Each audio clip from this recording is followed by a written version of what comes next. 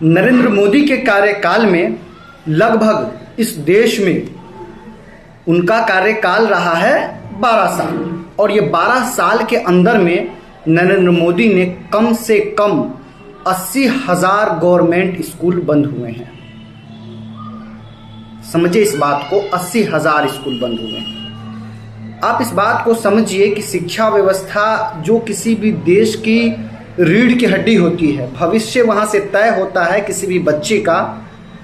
जो चीज़ें बच्चे को वहाँ जा कर के तमाम चीज़ों का ज्ञान होता है। अब इस बात को समझना होगा कि स्कूलों की संख्या, कॉलेजों की संख्या बढ़नी चाहिए तो घट रही है।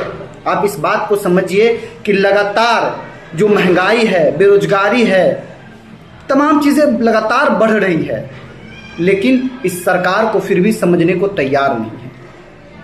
जनता को इन तमाम चीज़ों को समझना होगा, और जनता जब तक स्टेप नहीं लेगी कि हमें क्या करना है, किस तरह करना है, क्या सिचुएशन को समझना है, जब तक वो नहीं समझेगी तब तक ये तमाम चीज़ें यूं ही चलती रहेगी। इस बात को समझिए कि जो गैस सिलेंडर 400 रुपये करीब हुआ करते थे वो आज 1,000 के अबाव है, 1,000 से ज़्यादा है।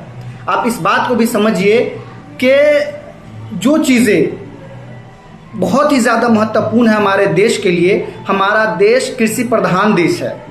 आज आप किसानों की हालात को देखिए कि क्या किसानों की हालात है।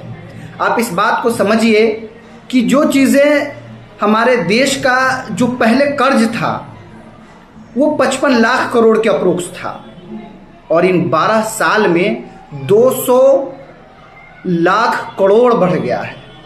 इस बात को समझिए, न स्कूल खुल रहा है, ना ही कॉलेजेस खुल रहे हैं, ना यूनिवर्सिटी बन रही है। आखिर ये तमाम पैसे जा कहाँ रहे हैं? ऐसा नहीं है कि कुछ चीज़ें नहीं बनी होगी, कुछ ना कुछ चीज़ें ज़रूर बनी होगी, लेकिन जितनी बड़ी संख्या में चीज़ें घटी है, क्या उतनी बड़ी संख्या में चीज़ें बनी हैं?